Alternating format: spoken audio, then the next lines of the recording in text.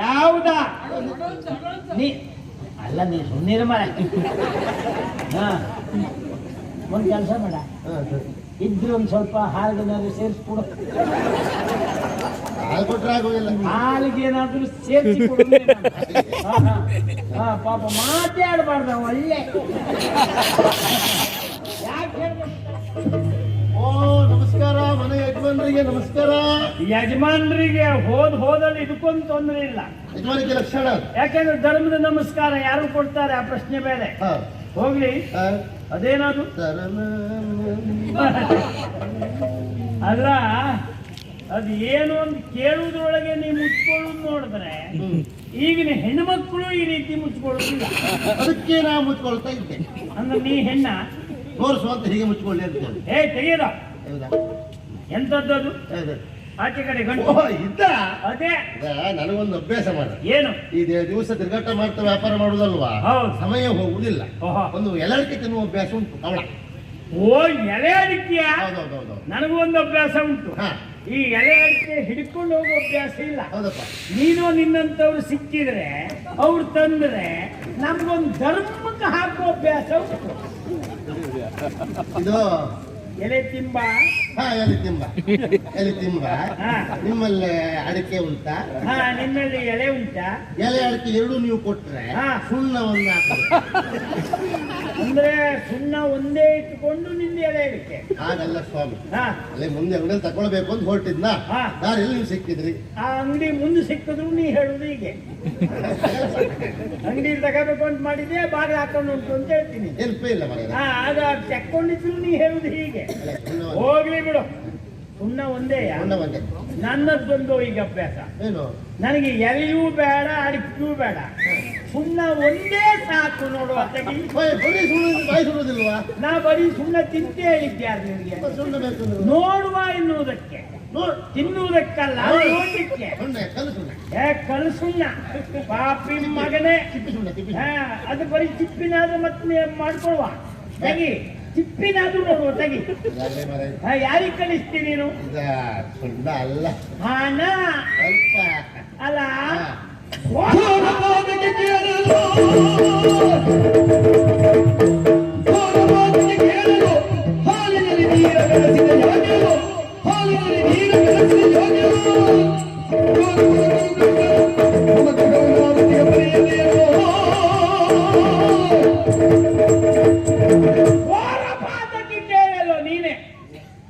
ನೀನಿದ್ದಾಗ ಬೇರೆಯವರು ಬಂದ್ರು ಅವ್ರು ಪಾತಕಿ ಆಗುವುದಿಲ್ಲ, ಗೋರ್ಗೂ ಆಗ್ಲಿಕ್ಕಿಲ್ಲ. ಎಲ್ದು ನೀನೆ. ಮೂರ್ಖ ಶಿಖಾಮಣಿ. ಯಾಕೆ ಸ್ವಾಮಿ? ಏನು ಉದ್ಯೋಗ ಮಾಡ್ತೀವಿ? ಪ್ರಾಮಾಣಿಕವಾಗಿ ಹಾಲು ವ್ಯಾಪಾರ ಮಾಡ್ತಿದ್ದೆ. ಆ ಪ್ರಾಮಾಣಿಕ ಹೇಳುವ ಶಬ್ದ ಬೇಡ, ಹಾಲು ವ್ಯಾಪಾರ ಅಷ್ಟೇ ಸಾಕು. ನೀ ಎಷ್ಟು ಮಟ್ಟಿಗೆ ಪ್ರಾಮಾಣಿಕತೆಯಿಂದ ಮಾಡ್ತೀಯ ಅಂತ ನನಗೂ ಗೊತ್ತು. ನೀನು ಹಾಲಿಗೆ ನೀರು ಹಾಕ್ತೀಯ, ನೀರಿಗೆ ಹಾಲು ಹಾಕ್ತೀಯ. ಹಾಲಿಗೆಲ್ಲ ನೀರು ಹಾಕುವುದಿಲ್ಲ, ಪೂರೈಸುವುದಿಲ್ಲ. ನೀರಿಗೆ ಹಾಲು ಹಾಕುವುದು ಅದು ಚೂರ್ಚೂರೆ, ಹೆಚ್ಚಿ ನೀರೇ. ನೀ ಬಾಯಿ ಬಿಟ್ಟು ಹೇಳುವುದರ ನಿನ್ನ ಹಣೆ ಬರೋದು ನನಗೆ ಗೊತ್ತುಂಟು. ಹೌದೇನಾ? ಹಾಲು ಮಾರಾಟ ಮಾಡುವಾಗ ನೀನು ಹೇಳುವುದೇನು? ನಮ್ಮ ಹಾಲು ಅಂತ ಹೇಳಿದ್ರೆ ಹಾಲು ದಪ್ಪ, ಅದು ನೀರು ಹಾಕುವ ಮೊದಲು ಅದೊಂದು ಶಬ್ದ ಸೇರಿಸ್ಬೇಕು ನೀನು. ಬೆಣ್ಣೆ ಬಂತೆ, ಬೆಣ್ಣಿ, ಅದು ಬೆಣ್ಣಿ. ಒಳ್ಳೆ ಹೊಂದಾಣಿಕೆ. ಹೌದಲ್ಲ ಅಲ್ವಾ? ನೀನು ಊರ್ದನ ಅಂತ, ಊರ್ದನ ದಪ್ಪ ಹಾಲು ಅಂತ ನೀ ಹೇಳ್ತಿ. ಮಾರಾಟ ಮಾಡುವಾಗ ಪಾಪ ಈ ತಾಯಿನೀರು ಲೆಕ್ಕ ಹಾಕುವುದೇ ಬೇರೆ. ಇವ ಶುದ್ಧ ಹಾಲನ್ನು ನೀರು ಹಾಕದೆ ಕೊಡ್ತಾನೆ. ಅದು ದೇಶೀಯ ತಳಿ, ನಮ್ಮ ಮಕ್ಕಳಿಗೆ ಒಳ್ಳೆ ಪೌಷ್ಟಿಕ ಆಹಾರ ಆಗ್ತದೆ ಅಂತ ಮಕ್ಕಳಿಗೆ ಪಾಪ ಆ ಹಾಲು ಕೊಡ್ತಾರೆ. ಆ ಹಾಲು ಕೂಡ ಮಕ್ಕಳು ಒಂದಾದ್ರೂ ಉದ್ಧಾರ ಆಗಿದೆಯಾ? ದಿವ್ಸಕ್ಕೂ ಒಣಗ್ತಾ ಹೋಗ್ತಾ ಉಂಟು. ನೋಡು ನನ್ನ ಪರಿಸ್ಥಿತಿ ನೋಡು ಹೀಗೆ. ಯಾಕೆ? ನಿನ್ನ ಹಾಲು ಅಂತದ್ದು ಸ್ವಾಮಿ. ಏನ್ ಮಾಡ್ಲಿಕ್ಕಿಲ್ಲ, ಏನು ವ್ಯಾಪಾರ ವ್ಯವಹಾರ ಅಂದ್ಮೇಲೆ ಹಾಗೆ ಮಾಡುವುದು ಅನಿವಾರ್ಯ. ನಾನೀಗ ಹಾಲಿನ ನೀರು ಹಾಕ್ತೇನೆ, ಕೆಲವರು ಹೊಯ್ಗಿಗೆ ನೀರು ಹಾಕುದಿಲ್ವಾ? ಮೋಸ ವಿಷಯ ಬದುಕಬೇಕಲ್ಲ. ಬದುಕಬೇಕಲ್ಲ, ಮೋಸ ಆಗುದೇನು? ನಿನ್ನಲ್ಲೇ ಕೇಳ್ತೇನೆ, ಹೊಯ್ಗಿಗೆ ನಾವು ನೀರು ಹಾಕಿದ್ದು ಸತ್ಯ, ನೀರು ಹಾಕುವುದರಿಂದ ಉಪ್ಪಿದ್ದದ್ದನ್ನು ತೊಳೆದು ಶುದ್ಧೀಕರಿಸಿ ಕೊಟ್ಟಾಗಾಯ್ತು. ವಿಚಾರ ಮಾಡು, ಅದು ಮೋಸ ಆಗುದಿಲ್ಲ, ನಮ್ಗೆ ಕೆಲಸ ಆಗ್ತದೆ ಅಷ್ಟೇ. ಆದ್ರೆ ದಪ್ಪ ಹಾಲು ಅಂತ ಹೇಳಿ ನೀರು ಹಾಕೊಡುದು ಯಾಕೆ ನೀನು? ದಪ್ಪ ಹಾಲು ಕುಡಿಬಾರ್ದು. ಕಪ ಆಗ್ಲಿ, ಕಪ ಆಗ್ಬೇಕು. ಪಾಪ ವೈದ್ಯರಲ್ಲಿ ಇಟ್ಕೊಂಡು ಕೂತ್ಕೊಳ್ಳಿಲ್ವ ಅವರು? ದಿವಸ ಕಡ್ಡಿ ಹಚ್ಕೊಂಡು ಬರ್ಲಿ ದೇವರೇ ರೋಗಿಗಳು ಅಂತ ಅವ್ರು ಬೇಡ್ಕೊಳ್ಳುದಿಲ್ವಾ? ಎಂತ ಬರುದು ಬಾರ್ರಿ, ಎಂತ ಕಡ್ಡಿ ಹಚ್ಚಿದ್ರು ಅಷ್ಟೇ. ಇನ್ನು ಬಂದ್ರೆ ಅವ್ರು ದೂಡ್ತರು, ಹತ್ರ ಬರುವುದಿಲ್ಲ ಆ ಪರಿಸ್ಥಿತಿ. ಹಾಗಲ್ಲ. ನಾ ಯಾಕೆ ಹೇಳಿದೆ ಅಂತ ಕೇಳು. ನನಗೆ ನೀನು ಮೋಸಗಾರ ಅಂತ ನಾನು ಆಕ್ಷೇಪ ಮಾಡುವುದು ಯಾಕೆ? ಊರಿನ ಜನಕ್ಕೆ ನೀನು ನೀರು ಹಾಕೊಡು, ನನ್ನ ಆಕ್ಷೇಪ ಇಲ್ಲ. ನನ್ನನ್ನು ನೀನು ಯಜಮಾನ ಅಂತ ಹೇಳ್ತೀಯಲ್ಲ, ನನಗೂ ನೀರು ಹಾಕೊಟ್ಟು ಸಾಧ್ಯ ಅಲ್ಲ ನೀನು. ನಿಮಗೆ ಅದು ಬೇಸರವಾ? ನಿಮಗೆ ನೀರು ಹಾಕೊಟ್ಟಂತ ಅದು ನಿಮಗೆ ನೀರು ಹಾಕೊಟ್ಟು ತಪ್ಪು ತಿಳಿಬೇಡಿ. ಊರ್ ಜನರಿಗೆ ಎಲ್ರಿಗೂ ನೀರು ಹಾಕದ್ಮೇಲೆ ನಿಮ್ಮನ್ನು ಬಿಡ್ಲಿಕ್ಕೆ ಉಂಟೆ ಅಂದ್ರೆ ಪಂಕ್ತಿ ಭೇದ ಮಾಡಬಾರದು. ಒಂದೇ ಸರಿ ಹಾಕುದಾದ. ಆದರೆ ಅದೇ ಹೌದು ಅಂತ ಅದರಿಂದ ಅಂತ ಕೇಳ್ತೇನೆ. ಏನು ಎಲ್ರಿಗೂ ಯಜಮಾನ ಅಂತ ನಮಸ್ಕಾರ ಮಾಡ್ತೀಯ? ಹಾಗಾಗ್ತದ ಸ್ವಾಮಿ, ಯಜಮಾನ್ರು ನೀವು. ಅಂದ್ಮೇಲೆ ಪಂಕ್ತಿ ಭೇದ ಆಗ್ಲಿಲ್ವ ಅಲ್ಲಿ? ನಿನ್ ಮಾತು ಒಟ್ಟಾರೆ ಆಡಿದ್ರೆ ಆಗುದಿಲ್ಲ. ಆಯ್ತಪ್ಪ, ಹೌದಲ್ಲ? ಮತ್ತೆ ನನಗೆ ನೀರು ಹಾಕೊಂಡು ಸಾಧ್ಯ ಇಲ್ಲ, ಇಲ್ಲಿ ಮಾಡ್ತೀಯಾ? ಕಲ್ಮಿಸಿ ಮಾಡಬೇಡಿ ಅಷ್ಟೇ ಅಲ್ವಾ? ನೀರು ಹಾಕಿದ್ರೆ ಜೋರಾಗುದು ನೀವು ಬಿಡಿ. ನಾಳೆ ನೀವು ಹಾಲು ಕೊಡ್ತೇನೆ. ನಾನು ಕೊಡುವ ಹಾಲಿಗೆ ನಿಮಗೆ ಕೊಡುವಾಗ ಹಾಲಿಗೆ ಒಂದು ತೊಟ್ಟು ನೀರು ತಾಗಿಸುದಿಲ್ಲ. ಕೊಡವೇ ಹೊಯ್ಯುದು, ನೀರು ತಾಗಿಸುದೇ ಇಲ್ಲ. ದಪ್ಪ ಹಾಲು ಬರೀ ಹಾಲು ಕೊಡುವುದೂ ಇಲ್ಲ. ಒಂದಿಷ್ಟು ಸಕ್ಕರೆ ಸಾಲ ಮಾಡಿದ್ರು ತಂದ ಅದಕ್ಕೆ ಹೊಯ್ದ ಸರಿ ತಿರ್ಸಿ ಬೆಳಿಗ್ಗೆ ಬೇಗ ಕೊಡ್ತೆ. ಮತ್ತೆ ನೀವು ಬೆಳಿಗ್ಗೆ ಬೇಗ ಕುಡೀರಿ, ಮತ್ತೆ ನಾವ್ದಾಗ ನೋಡಿ ನಿಮ್ಗೆ ಹೊಡ್ತಾ. ನಮ್ ಬಗ್ಗೆ ಅಷ್ಟೊಂದು ಅಕ್ಕರೆ ನೀವು ಸುಮ್ಮನೆ ಕೂತ್ಕೊಳ್ಳಿ ಬಾಗ್ಬಿಟ್ರೆ ನಿಮ್ಗೆ ತಲೆಗೆ ಹೋಗುದಿಲ್ಲ. ಅವ ಸಕ್ಕರೆ ಇಷ್ಟು ಸಾಲ ಮಾಡಿ ಆದ್ರೂ ತಂದು ಹಾಕ್ತೆ ಅಂದ. ಮತ್ತೆ ಬೆಳಿಗ್ಗೆ ಅದು ಕರಡು ಕುಡ್ದದ್ದೇ ಹೌದಾದ್ರು ಸಂಜೆ ಆಗೋದ್ರೊಳಗೆ ಅಂದ್ರೆ ನಾನು ಎಗ್ದು ಬಿದ್ದು ಹೋಗ್ತೆ ಅಂತ ಅಂದ್ರೆ ನಾವು ಹೇಳಿದ್ದ ಅರ್ಥ ಆಯ್ತಾ?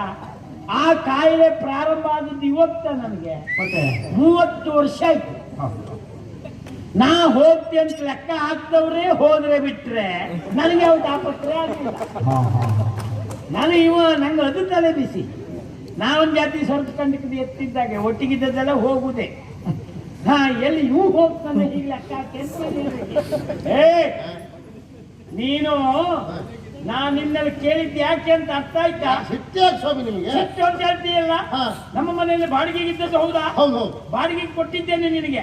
ನಾ ಬರೆಸ್ಕೊಂಡಿದ್ದೆ. ಅಯ್ಯೋ ನನಗೆ ಗೊತ್ತಿಲ್ವಾ? ತಿಂಗಳ ಬಾಡಿಗೆ ಇಷ್ಟು ಕೊಡಬೇಕು, ಕೊಡತಕ್ಕದ್ದು ಅಂತ ಬರೆಸ್ಕೊಂಡಿದ್ದೆ. ಎಷ್ಟು ತಿಂಗಳದ ಬಾಕಿ ಉಂಟು? ಬಾಡಿಗೆ ಎಷ್ಟು ತಿಂಗಳ ಬಾಕಿ ಉಂಟಾ? ಬಾಡಿಗೆ ಬಾಡಿಗೆ ಯಾವ ಬಾಡಿಗೆ? ಎಲ್ಲಿ ಬಾಡಿಗೆ? ಎಲ್ಲಿ ಬಾಡಿಗೆ? ಬಾಡಿಗೆ ಅಂತ ಬಾಡಿಗೆ ಬಾಡಿಗೆ ಬಾಡಿಗೆ ಹೇಳಿ ಅವನ ಹೊಡಿಪವಣೆ ಜಾಪನ ಅವನೇ ಯಜಮಾನ, ನಾ ಕೆಲಸದವ. ಹೋಯ್ ಆ ಶೈಲಿ ಅರ್ಥ ಆಯ್ತು. ಅದು ಎಲ್ಲ ಕಡೆಗೆ ಬರ್ಲಿಕ್ಕಿಲ್ಲ. ಅದೊಂದು ಪ್ರಾಂತ್ಯದ ಶೈಲಿ. ಅದು ಇವನ್ ಗೆಳೆಯರು ಒಬ್ರು ಇದ್ರು ನಂಗೆ ಗೊತ್ತುಂಟು. ಅದು ಅವ್ರದೇ ಶೈಲಿ. ಈ ಸಲ ಅಧ್ಯಕ್ಷರೇನೋ ನೋಡ್ಬೇಕು. ಅವ್ರದೇ ಶೈಲಿ. ಇವ ಪಾಪಿ ಮಗ ಶುರು ಮಾಡಿದ್ದ. ಯಾವ್ದ ನೀ ಅಲ್ಲ, ನೀ ಸುಮ್ಮನೆ ಮರ. ಒಂದ್ ಕೆಲಸ ಮಾಡ, ಇದ್ರು ಒಂದ್ ಸ್ವಲ್ಪ ಹಾಲಿಗೆ ಸೇರಿಸ್ಕೊಡು. ಹಾಲಿಗೆ ಏನಾದ್ರು ಸೇರಿಸಿ ಕೊಡು. ಪಾಪ ಮಾತಾಡಬಾರ್ದು ನಾವು ಒಳ್ಳೆ. ಯಾಕೆ ಹೇಳಿದೆ ಗೊತ್ತಾಯ್ತಾ? ನೀನು ಕೊಡತಕ್ಕ 6 ತಿಂಗಳ ಬಾಡಿಗೆ ಬಾಕಿ ಉಂಟು. ಯಾವ ಬಾಡಿಗೆ ಅಂತ ಕೇಳ್ತೀಯ? ಎಷ್ಟು ತಿಂಗಳು ಬಾಕಿ ಉಂಟು? 6 ತಿಂಗಳದ್ದು.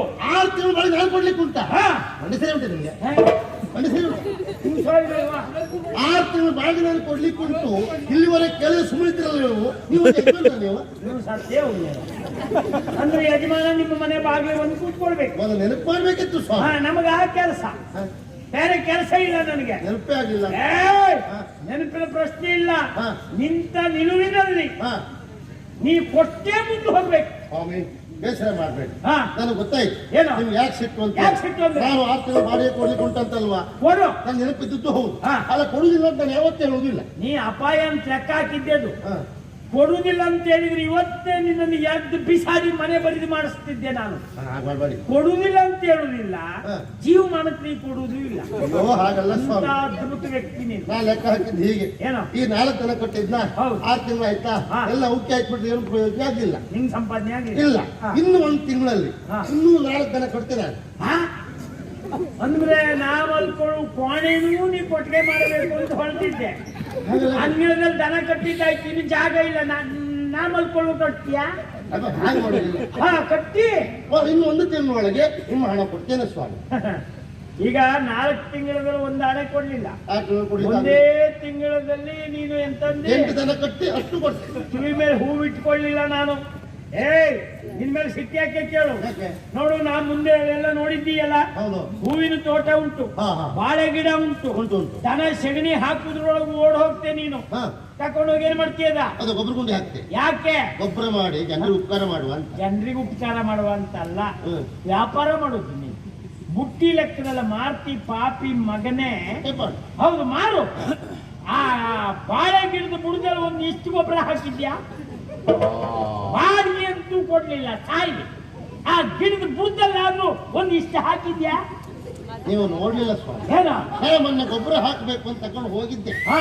ಹೋಗಿ ಬಾಳೆ ಗಿಡ ತಲೆ ನೋಡ್ತೆ, ತಲೆ ಮೇಲೆ ಬಿದ್ದು ಇಲ್ಲ. ಯಾವ್ದು ತಲೆ? ತಲೆ ಮೇಲೆ ಎಲೆಯೇ ಇಲ್ಲ. ಬಾಳೆ ಗಿಡದ್ದು. ಬಾಳೆ ಬಾಳೆ ನನ್ ತಲೆ ನೋಡ್ಕೊಂಡು ಹೇಳ್ತಾ ಬೇಡ. ಬಾಳೆ ಗಿಡದ ತಲೆಯಲ್ಲಿ ಎಲೆ ಇಲ್ಲ. ಯಾಕಿಲ್ಲ? ಅದಕ್ಕೆ ಬುಡಕ್ಕೆ ಬಾಳೆ ಸುಮ್ಮನೆ ಅದೇ ಅಂದ್ರೆ ಗೊಬ್ಬರ ತಗೊಂಡೋಗಿ ಹತ್ತು ಗುಂಡಿಗೆ ಹಾಕಿ ಗುಂಡಿಗೆ ಹಾಕಿದ್ಯಾ? ಎಲೆ ಇಲ್ಲ ಅಂತ ಹೇಳಿ. ಎಲೆ ಇಲ್ಲ ಯಾಕೆ? ಯಾಕೆ? ನಿನ್ನ ದನವೇ ತಿಂದದ್ದು 3 ಕಾಸಿನವನೇ. ನಿನಗೆ ದನ ಕಟ್ಲಿಕ್ಕೆ ಕೊಟ್ಟದ್ದಲ್ದೆ ನಿಮ್ಮ ದನಕ್ಕೆ ಮೇವು ನಮ್ಮ ಬಾಳೆ ಗಿಡ. ಬುಡಕ್ಕೆ ನೀ ಸಗಣಿ ಹಾಕ್ತೆ ಅಂದ್ರೆ ತಗೊಂಡು ತಿರ್ಸಿ ಗೊಬ್ಬರ ಗುಂಡಿಗೆ ಹಾಕ್ತೆ. ನಿನ್ನಂತವನು ಬಿಡ್ತೇನಾ? ನೀವು ಕೊಡುದು ಬೇಡ, ಇವತ್ತು ನಾ ತಕೊಳ್ತೇನೆ. ತಕೊಳ್ತೆ.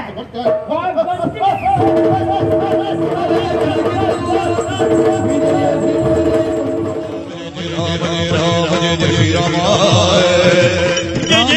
Jai Ram, Jai Ram, Jai Ram.